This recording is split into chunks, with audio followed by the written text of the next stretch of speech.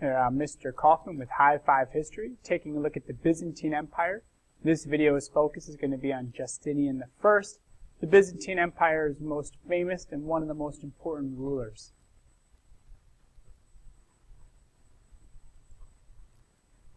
So here we have two interesting pieces of artwork that say a lot about the history of the Byzantine Empire. And if you want, what you should do is pause the video and then ask yourself these questions. Like, who do you think these people are? Describe them, explain why you think or who you might think they would be.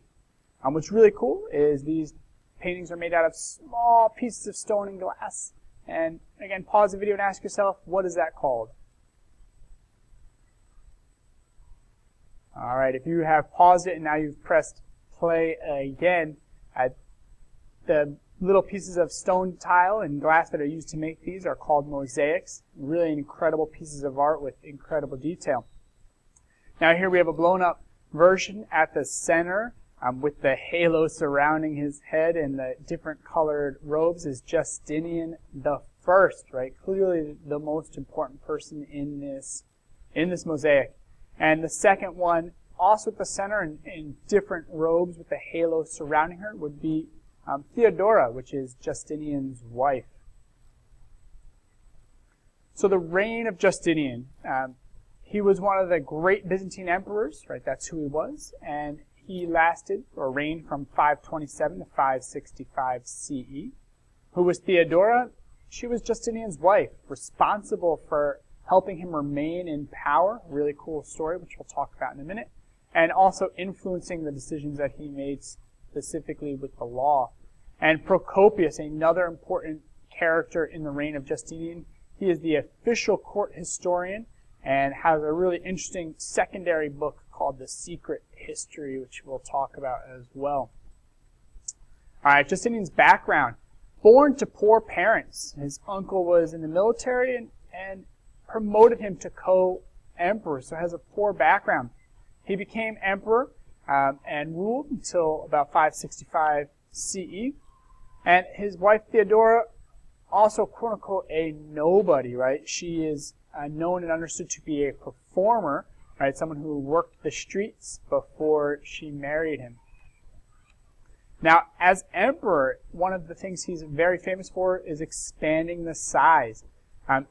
Under his rule, the Byzantine Empire reached its greatest size in its history.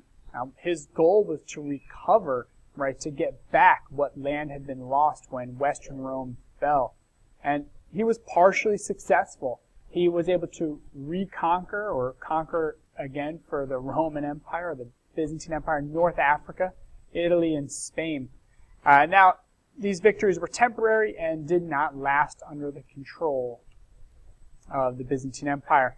And he spent a lot of money, right, to make this happen. War was and is and will always remain a very expensive endeavor. And so the citizens of Constantinople were heavily taxed for his expansion. Now, what else is he famous for? He is famous for his architecture and the rebuilding of the city of Constantinople.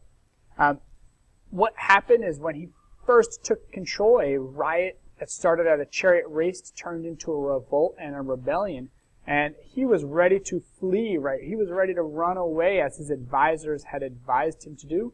But good old Theodora said, nope, stay, right? Stay and put down this revolt. And that's what he did.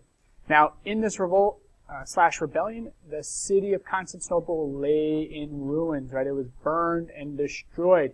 And he took it upon himself to rebuild it. He rebuilt the Hippodrome as well as the most famous building, the Hagia Sophia. A third thing that Justinian is famous for is Justinian's Code, which was a set of laws that he rewrote and fixed up.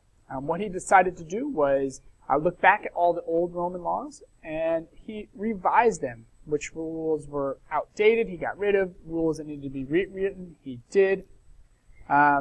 He supported Christianity as the official state religion, and so if you were non-Christian, you were given very few rights. What is really impressive for the time is he improved the women's rights, and this is definitely the influence of Theodora. Things like women could divorce their husbands and own land. And finally, he also right, inspired this idea that crimes and punishments should, right, be equal, right? Meaning the punishment should fit the crime. What's interesting is our modern concept and spelling for justice, which is this idea that a punishment should be fair, right, come from Justinian. Cool little piece of history there. And there you have it, a brief introduction to Justinian's rule and reign as emperor of the Byzantine Empire. That's it from myself and High Five History.